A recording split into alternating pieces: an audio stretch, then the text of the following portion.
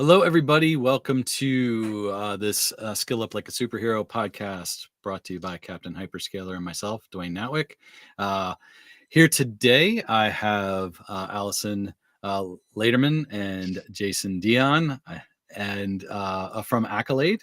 And we're going to talk about AI security here today. So, a obviously important topic. And Alyson and Jason have had you both on here before, but for those that aren't familiar with you, Alyson, why don't you give a quick introduction of yourself? Sure. Good morning. My name's Alyson Laderman. I am the CEO as well as the Chief Legal Officer for AKYLADE. I've been lucky enough to be with the company for a little over a year plus now as we have grown and developed our certifications, and we're excited to be here today. Thank you, Alyson and Jason. Hi, my name is Jason Dion, and I am the Chief Product Officer at AKYLADE currently. I come from a cybersecurity and AI background. I've been doing it for about 25 years.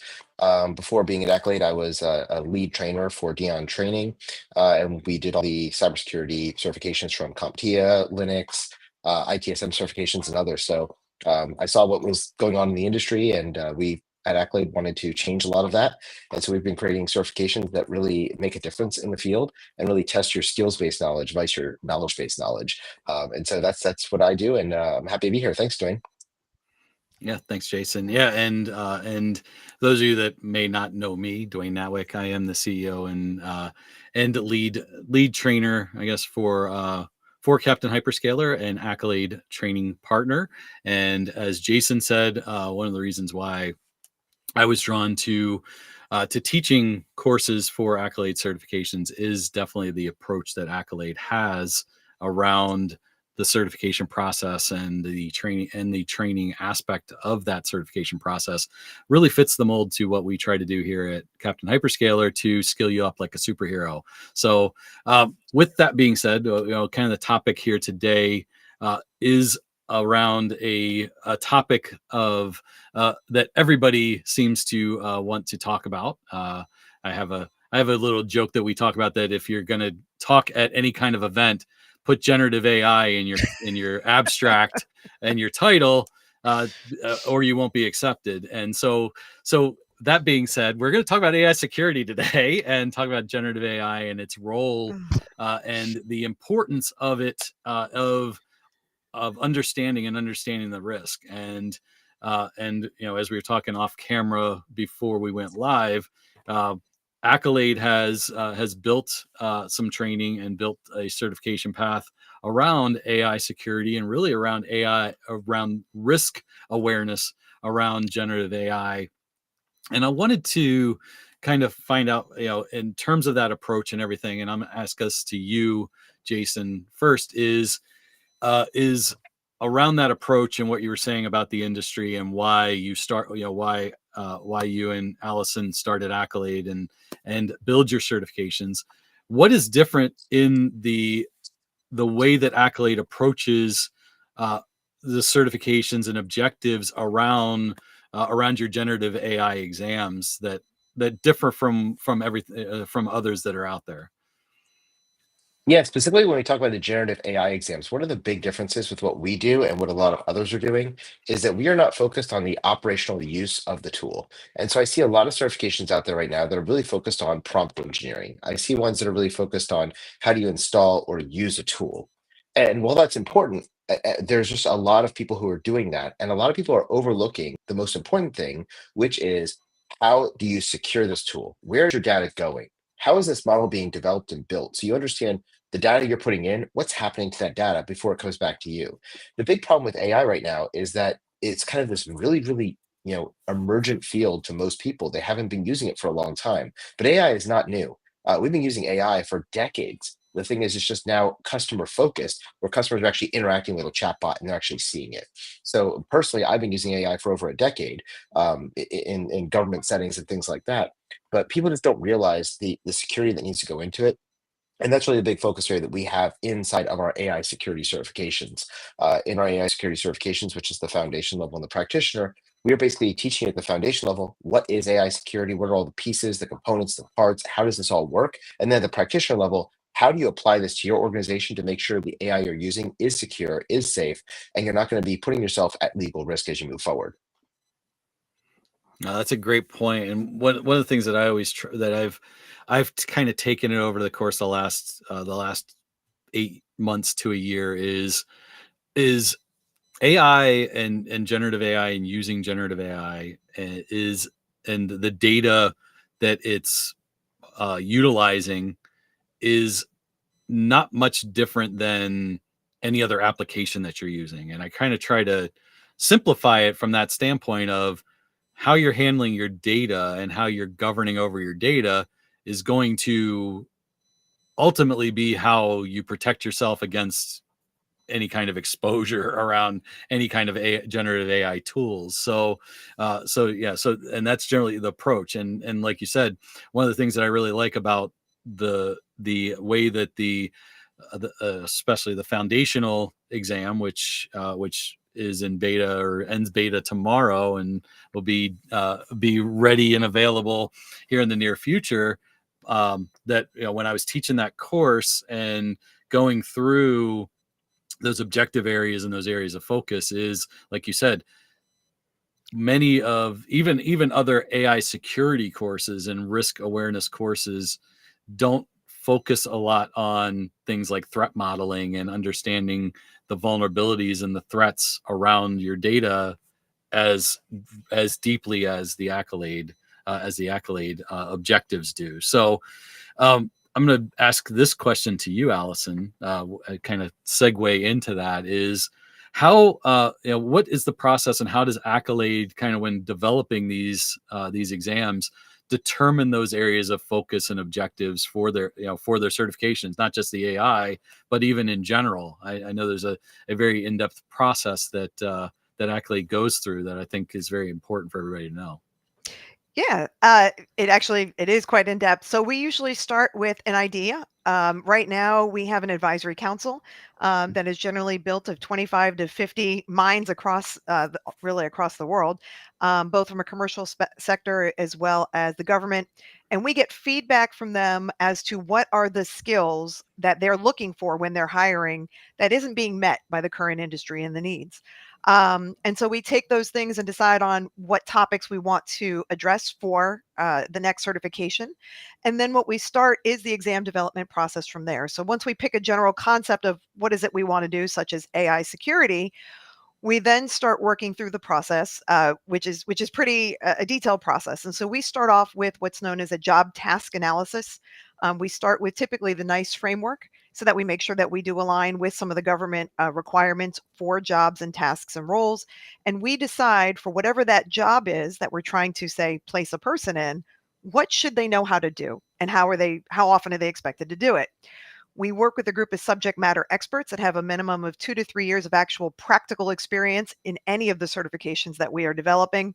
And they join us as part of the exam development process and provide feedback in real time and add to those tasks. And they say, these are ones we think are perfect for this. These are things that we don't. Once we furnish that first step, we then open it up to a survey and we invite even more subject matter experts who are actual practitioners in the field, and they get to rank each of those tasks as to how important is it to the job and how often or frequent would you do this type of task? Is it something you do daily, monthly, quarterly, annually? Is it something you have to know to do the job? Good to know, or you really don't need to know. From there, we take the survey results and we funnel it down to an exam blueprint. That develops the objectives for what we're going to be testing on.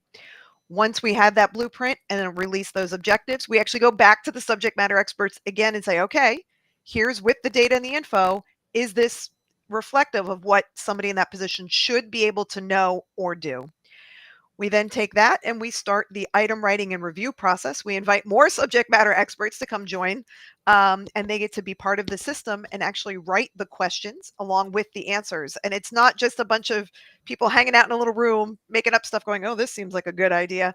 But we have actually very strict regulations and requirements of how we do it. There's a certain consistency and quality that we require. We don't do red herrings. We don't make up answers that don't make sense, right? We're not here to deliberately trick people, but we want to make sure you really do know the information. Part of that exam writing and review process, every question has to be reviewed by two subject matter experts. I guess my background, 2 subject matter experts, and they have to approve each of those questions. So it's not just a one and done. Somebody can write it. So Dwayne, say hypothetically you wrote it, then Jason and I as experts would have to come in and say, yes, we think the right answer is right and why. And we think the wrong answers are wrong and why, and that it follows those standards. Once we have enough questions in that process, we then work to create exam forms, and then we release a beta exam to the public for people to take. And it's usually more questions because we want to be able to make sure that if there's a couple of not great questions that don't test well, that we ferret them out and we get rid of them from that process. We then work with a psychometrician who has his PhD, and he gets to do all the number stuff, right? So he comes in. Sorry, my little cord is everywhere. He comes in and works again with another group of subject matter experts who then review all of the questions, and then they have to assess what is the level of difficulty for each of these questions and whether or not the questions are clear, if they make sense, if a candidate of at least average expectancy of or intelligence in that particular area would be able to pass the exam, right? And then they rank it from there and they take that data and metrics and decide which of those questions move forward, which ones are retired or taken out of the pool or revised. And then if they are revised, again, we go through that process where experts come in, they review the questions again, and then we can put them back into rotation. Once beta exams come back and we have the results, we give a couple of weeks where we go back to the psychometrician and we work with them to do a what's called as a cut score, and we determine what is that passing grade based on the input that we've received from the beta exams. Once we receive that cut score, we then grade all of the certification exams from the beta period, release the scores, and then do any final tweaks with our subject matter experts or psychometrician necessary to do the final exam forms to release to the public, which are the live operational exams. So it is a lengthy process. We actually have been very lucky to go through it pretty swiftly because we've had a really, truly amazing group of subject matter experts that have the knowledge, have the experience. They have built other certifications for other organizations. And so it is a pretty seamless transition of they know we're on this step and now we invite to the next step and we get more experts and we go through that process. And so we've been very fortunate to be able to do that within usually several month period. So we've taken what used to be like 2 years down to a year, down to about 6 months from start to finish as we go through that. And depending on the exam and the level of difficulty, it may take a bit longer or we might, take a little bit less. But we do all of those steps each and every time for each exam. No, that's And Dwayne, very detailed. Yeah, go ahead, Jason. yeah, I was gonna say, Go I ahead. think the important thing for the audience to know about that is what that process that Alyson was just describing, it goes under what's called the ISO standard. And ISO is the International Standards Organization. Under the ISO 17024 standard, it says you must do all these different steps if you want to be an internationally recognized approved certification. And so once you're an ISO recognized standard, that can then be placed into government contracts. That can then be placed into college programs. That can then be placed in all sorts of places where that level of rigor is required. The other thing that Ali said that I think is really important is, a typical organization takes anywhere from 12 to 24 months to do this process. When you're working with CompTIA and they're building the next Security Plus, it's on a 3-year research cycle and they start building the next one 12 months after the last one came out because it takes them about 2 years to get out and do this whole process. With the way we've been doing things, we know that we can't do it in a 2-year cycle because, especially with AI, what you start doing today in 2 years will no longer be relevant at all. And so we had to find ways to get this process faster and smoother. And luckily, because of the tools that we use and the technology we use and the way we use our SMEs and our subject matter experts, we're able to get that down to, as Alyson said, sometimes as early as 3 months, most of the time between 3 and 6 months. But we've never had to take 12 to 24 months like a lot of the other organizations do because of the nimbleness of the subject matter experts we use and the process and how we've been able to really build a certification brand over the last 2 years that has new processes and new ways of doing things, as opposed to places that have been around for 20 or 30 years, which, yes, they've got a lot of great history, but they also have a lot of legacy processes. They're also much bigger organizations with a lot of bureaucracy that happens, and these things all slow down. Dwayne, you and I both used to work for the government, and you and I both know that working for a small business of 5 people or 25 people is much more nimble than working for the government with millions of people, and you can make decisions quicker. And we see this in industry all the time. IBM and Facebook can't move nearly as fast as the new startup competitor that's got 50 people in Silicon Valley. And so these are some of the things that go back into why are these certifications different and what makes them, I would say better is that they're more relevant, more timely, more accurate than when you start having these big behemoths that you're having to bring all the old data with you.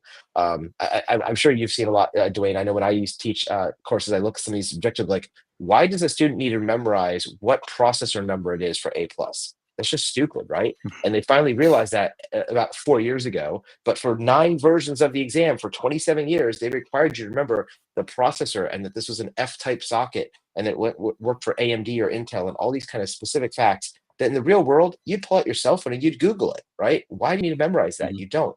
You need to memorize the things that are important. You need to understand the things that are important and be able to apply it in the real world. And that's really the focus that we have is we're not going to make you memorize something that you can look up easily on Google. We want you to understand the concepts and how this applies, because if you're working as a consultant, if you're working as an engineer, if you're working as a developer, these are the kind of things you need to understand.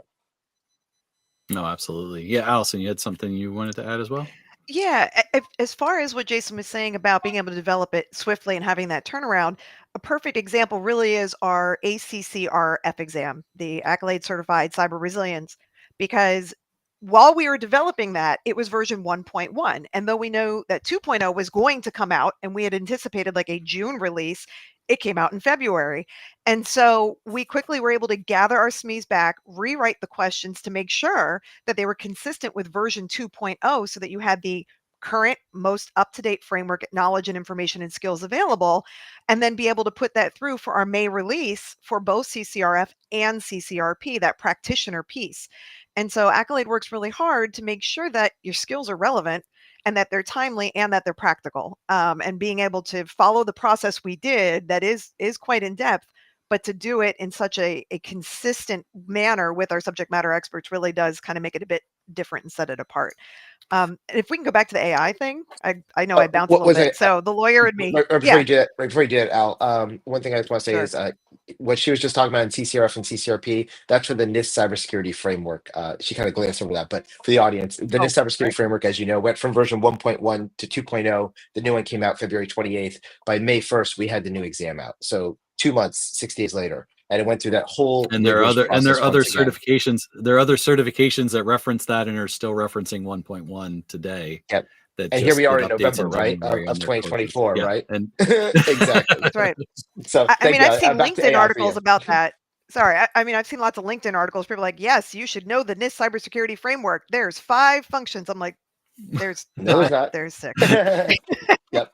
So you want to make sure that, as technology evolves, that you as a candidate or somebody in the professional industry are evolving with it, right? Part of it is you don't have to be first and best, like to adapt to it, but you have to know it's there and to be able to, especially if it's a government framework, though, if you need to be able to apply it, you need to know it's there and be able to apply it, in real time, and be able to keep up with those latest. I don't even want to say trends, but latest changes that are in there that really do affect the industry. yeah, Yeah. And no, Allison, I know definitely. you're about to preach about One AI,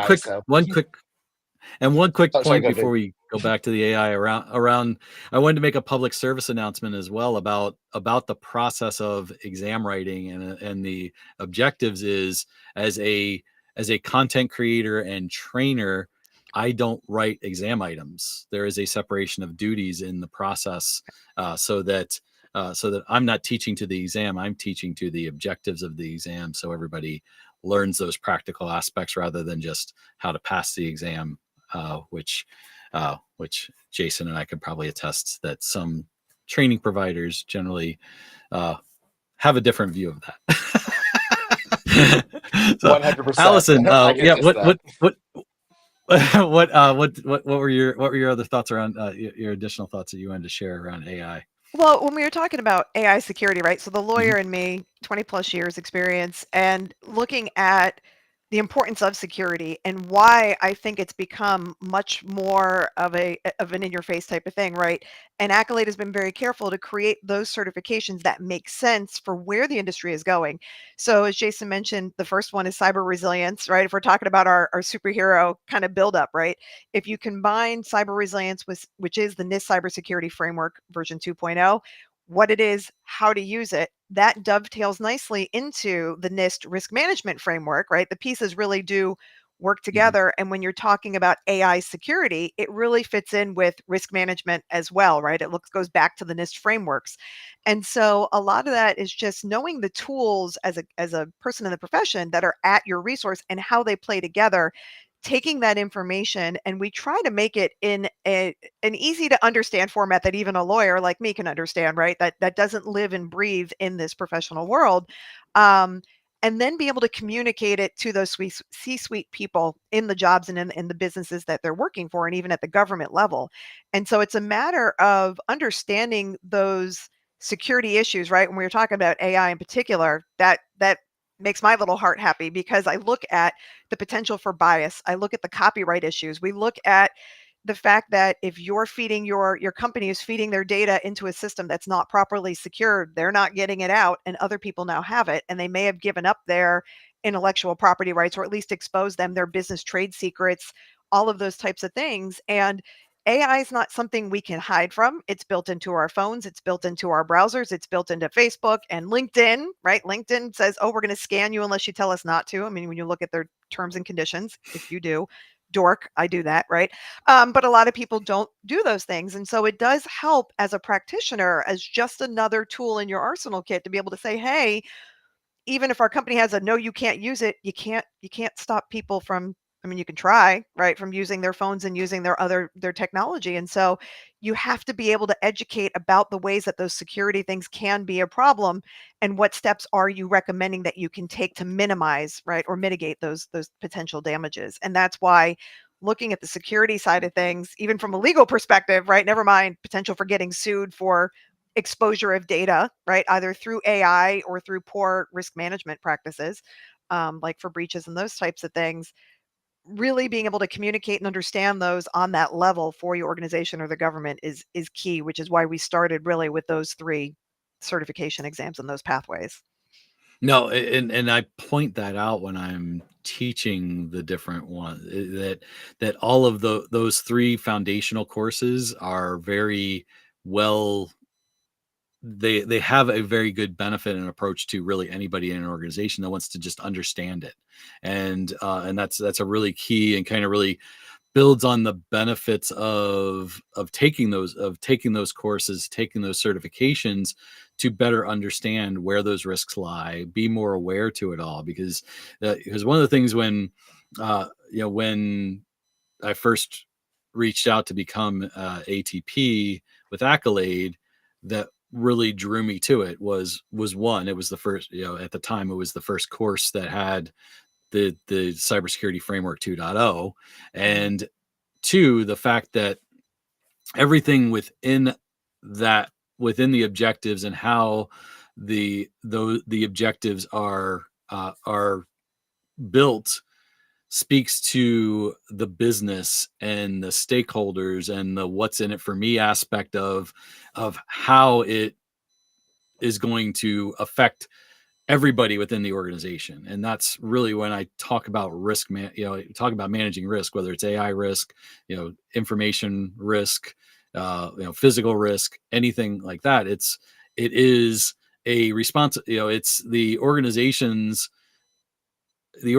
should be the advocate for it all, but it's a responsibility of everybody within the organization to execute on protecting people, processes, and technology within the organization. So that's one of the things that I feel is very important around the way that the AI security, foundation course, and then follow on into the practitioner, the way that Accolade builds that dual threat for each of the certifications, becomes very important, brings a lot of benefit and value. And Jason, let me kind of take that to you, because Alyson and I both kind of hit that benefit. What's your thought in terms of kind of just taking that next step in terms of somebody comes in, they take Captain Hyperscaler's course on AI security and risk, and they take the certification. What do you see, and what is your goal? And I think we hit on it a little bit already, but kind of getting a little bit more specific of what the perceived benefit is to not just the person taking the exam, but to the organization sending them to take that exam, or saying, hey, you need to take this exam because of why. Yeah, it's a great question. So when we think about our certifications and the way we break them up, we basically have three different levels that you can achieve, right? There's this fundamental or foundation level, and that's where you become part of the team. That could be somebody who's working in IT or AI or risk, or it might be a C-suite executive or an executive or a manager. It could be somebody in human resources because when we do cybersecurity, it's not the cyber quote guys problem, right? It is the cyber team's problem. And that team is made up of engineers, administrators, cryptographers, help desk, tech support, cloud engineers, developers.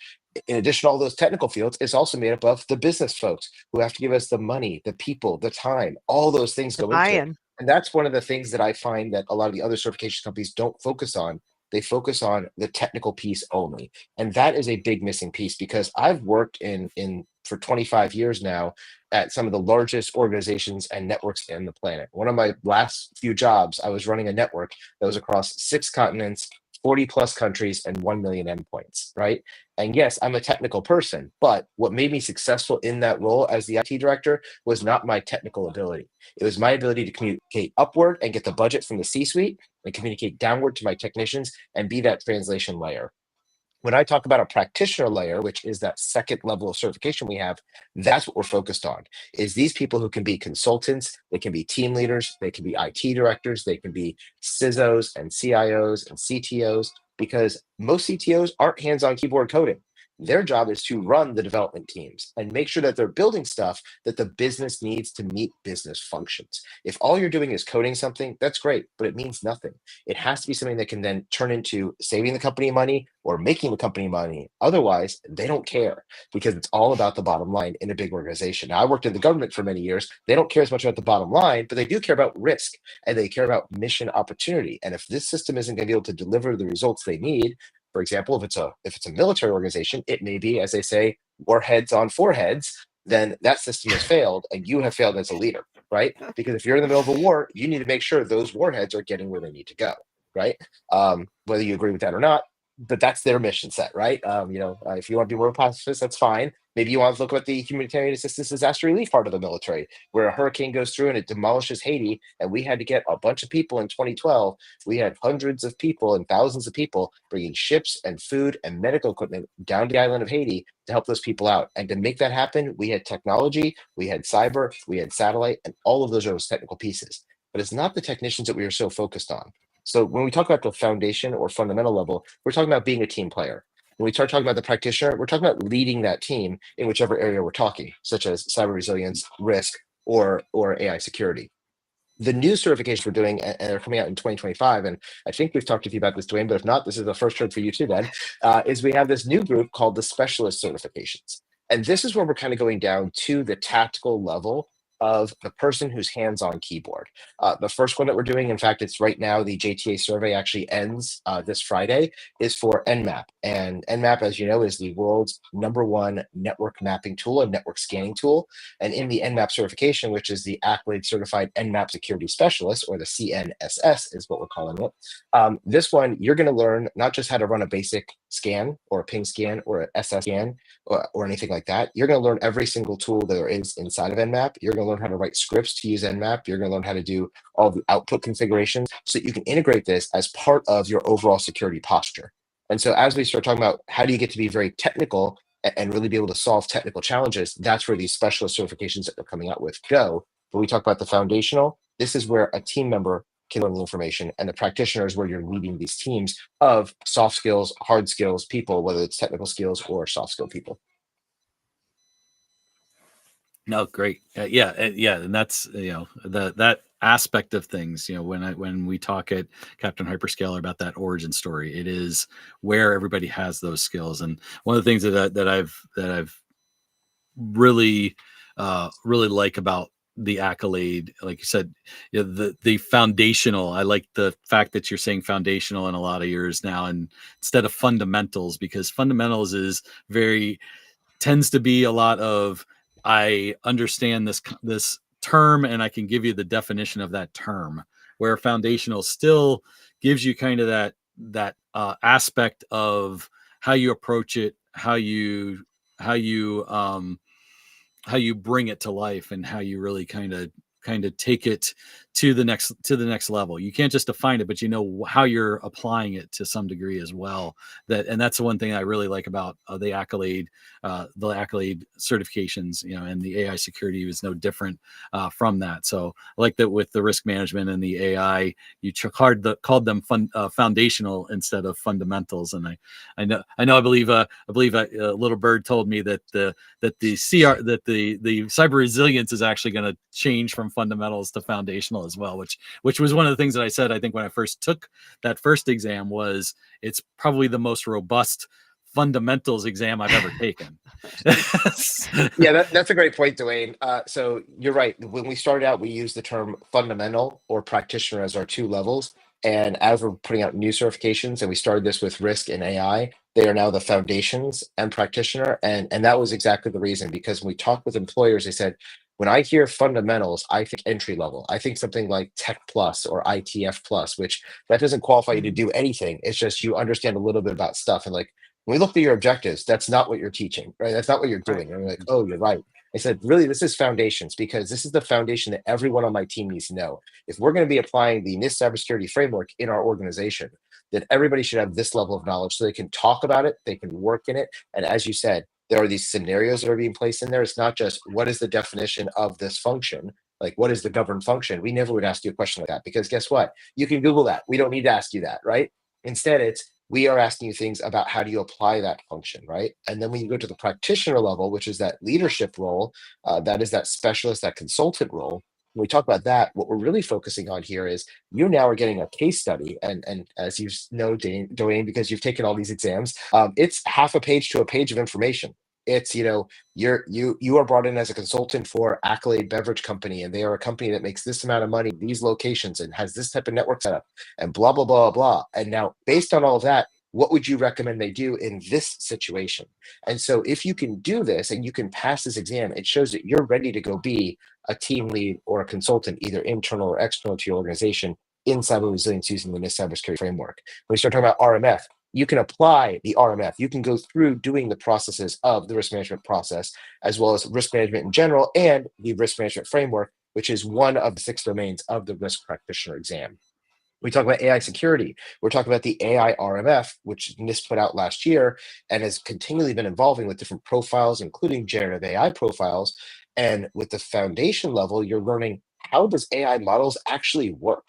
If you have only used AI from a ChatGPT perspective, you are going to learn so much by going through Dwayne's course on the AI security foundation, because you're going to learn what are the different types of models.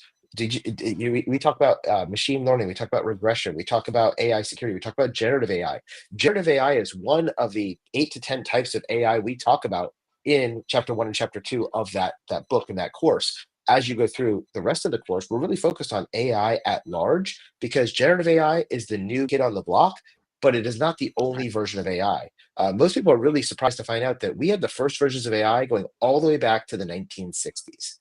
And 1950s is when Alan Turing came up with the Turing test for what would make real AI. And the next thing we're going to be looking at is not just generative AI, but it's the all-encompassing AI, where it becomes generic AI, where you can ask one AI model and it can do anything you need, just as if I can ask Alyson something and she will go out and find the answer and come back to me with the answer. She may not know it herself, but she can tie into a whole network of people she knows to get that information. That's the next generation we're going to be getting. And that's when we start talking about things like Skynet, and we're all going to be dying because the computers are going to take over. But that's not here nor there. Let's not go Terminator on us all. One day it's coming. No, I'm just kidding. We'll put protections in place to protect ourselves from that. We'll save that for another episode, okay? We'll do the doom and gloom later on. I'm pretty optimistic right now. I'm not a Terminator guy. It's okay. No, thanks, thank you, Jason, for pointing pointing all that out. We're about 30, we're over 30 minutes in. Of course, we enjoy talking about our technology and our certifications and our training and everything. Alyson, do you have anything as final thoughts that you want to add? It was just one of the points Jason made, which I thought was interesting and really accurate, is that when you look at those foundation exams, what you're providing and the training is a common communication scheme, right? It's a common language that everybody can use. And whether it is HR, C-suite executives trying to make the decisions or who need to make the decisions, right? There needs to be that shift from, oh, IT or the tech guys will take care of it to, no, this is a business decision that needs to be made as a business. I think having that common language and common understanding is going to make it easier for the technicians and the practitioners to be able to do what they need to do, right? To get that buy-in. And so, we do design again those training materials, even the textbooks, right, are meant to be read by everybody. So at least we have an understanding because risk doesn't mean risk. If you're thinking of it from a financial perspective or a legal perspective or a data protection perspective, it is three different types of risk. I think, Dwayne, you alluded to it earlier, right? You've got your physical risk, we've got computer risk, like all the different types of risk. And so until you have that common language and base understanding, you're not going to have the same communication and be able to get the results that really ultimately your business might be looking for. And these frameworks are built for any size, right? So this doesn't have to be only big businesses sending, oh, I'm going to send my 2 guys out or 3 people or whatever. It could be a small business saying, I really need to know what I need to know to be able to do the best I can for my business with my budget, right? You don't have to have a particular large budget to be able to accomplish these things and make your company a better, more resilient organization, right? Especially when small businesses are getting targeted from cyber attacks, at exponentially growing rates. You can't do ostrich anymore. You can't stick your head in the sand. And so Yeah. it really is important to understand what it is you're looking at and how to achieve what your goals may or may not be, and to be able to have that communication with your team, whatever size it is, to be able to achieve those goals together. No, yeah, excellent. Uh, well said, and a perfect way to end this episode. So thank you to Alyson and Jason again. Sure, I'll have you again for another episode. We'll have more to talk about, especially when those specialist exams start coming out. So looking forward to where Accolade goes in 2025 and continues to evolve. Like I said, love the courses. I actually have all of the foundational and practitioner courses on my calendar to teach in January. I just finished teaching them all over the course of the last few months as I prepared people for the beta exams for AI security foundations and all of that. And as the practitioner course, I think is that going into beta in January? Is that the plan, or is it It's going going to be earlier in than that? Q1. I think right now it's looking like February because we're still working on that. So one of the Oh, Oops, we lost Jason there. He was doing so well.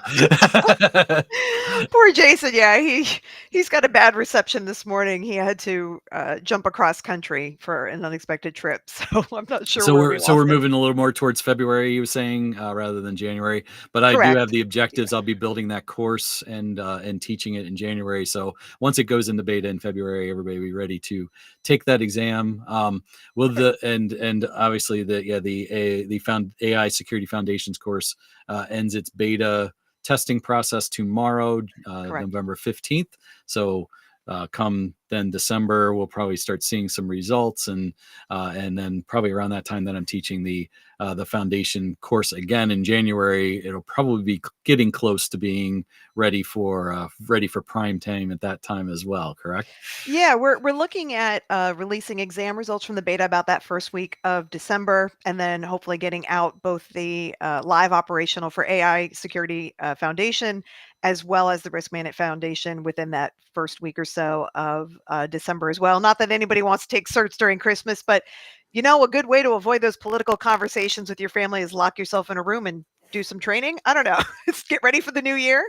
Um, Exactly. but yeah, we figured it's not a bad way to just to end the year and start a new one. Actually, is to beef up on those skills for the next year, because it Definitely. is Oh it is yeah. going to be a continuing ongoing process Always. there. So Yeah. Sorry about Yeah. that. Jason, I think I cut Allison, off in the middle of my finish your talking. thought. Yeah, you were doing so well with your internet connection. Then right at the last like minute or two, it just decides to shut off on you. So yeah, all I was going to say is that it should be by the end of Q1. The reason why it's a little bit delayed is because as we build out these certifications, it's not just getting information from a textbook like the NIST CSF, but the foundation or fundamental levels. That's really what we cover: is what does the government say you should do as far as this best practice?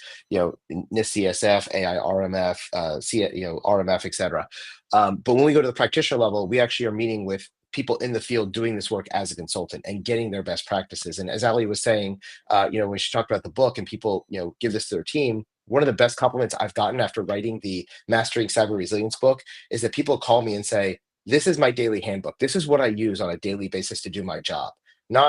I've never taken a Security Plus textbook and read it again after I passed the exam, or a CISSP textbook after I passed the exam. But these people literally have it on their desk and they're using it as their step-by-step guide, because what is in there is these are the best practices we've collected by working with dozens and hundreds of different people across the industry and across the world to gather those best practices. And so we're still in that process for the AI practitioner right now. I'm going to be starting to write that textbook in December. And once we have that textbook written, then we go into the exam development process for that. We have the objectives, but we haven't written questions yet because we're still finishing the research on the industry best practices. Because AI is so new, that one kind of delayed us a little bit. So that's why we're a little behind on that one. But by the end of Q1, we should have that ready to go in beta and being rolled out. Alyson. Yeah, I was gonna say the best way to just know what's going on at Accolade and what the latest updates are is to go to accolade.com. If you go /beta, we actually try to keep updated timelines of our exams, so you can see where we are in that exam development process. And if you sign up for a free account, it's free, you gotta love it. You can access in there when objectives for exams, even draft objectives, become available. They will be in that candidate portal for free. You can download and see what's coming down the pike, what kind of training might be offered, as well as practice exams. And so to help you for free, right, get ahead and see if it's something that makes sense for you, for your organization, and for your professional development as you continue to skill up like a superhero. As I messed that up, I was so close, Dwayne. No problem. You did fine. You did fine. And yeah, and our course calendar and what's coming up in terms of our open enrollment classes, or if you want a custom class for your organization, as we said, the foundational courses are good for everybody. So feel free to reach out to go to captainhyperscaler.com and reach out to me, and happy to create a custom course for your organization as well. But like I said, I do open enrollments for those that are individuals looking for training as well. Like I said, got the full. I've got a very good process in terms of breaking these foundational and practitioner courses up into 3 or 4 hour segments over the course of a few days. That way, it fits to various time zones, as well as you don't have to take an entire day off. You can just spend 3 hours with me and still get your job done in the day too. So probably works out well to both yourself and the organization you work for as well. So and I think a lot of people appreciate it. So that's what people are saying. So anyway, Alyson, Jason, thank you again. Thanks for your support of Captain Hyperscaler and allowing us to be a trusted partner of Accolade. And I look forward to having you on a future Skill Up Like a Superhero podcast and talk more about what's happening on the roadmap. So thank you both. Anytime. Have a Thank great you. rest of your day, and You too. everybody skill up like a superhero.